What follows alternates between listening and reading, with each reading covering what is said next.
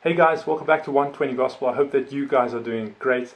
God is constantly speaking to us and He desires to prompt us and call us into doing His will in our life. But so often we aren't able to recognize God's voice. Today we'll be looking at Samuel and we'll see what it took him to recognize God's voice. We'll be reading out of 1 Samuel 3 verse 4 to 10.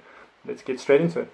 Then the Lord called Samuel and He said, "Here I am," and ran to Eli and said, "Here I am, for you called me." But he said, "I did not call. Lie down again." So he went and lay down.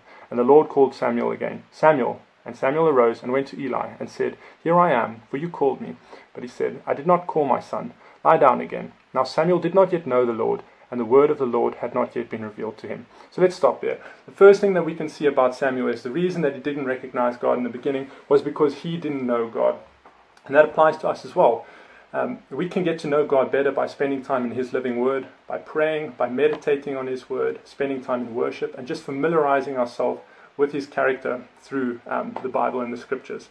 And the more we spend time doing this, the more familiar we become with His character. And as a result, the easier it becomes for us to recognize God's call. Let us carry on.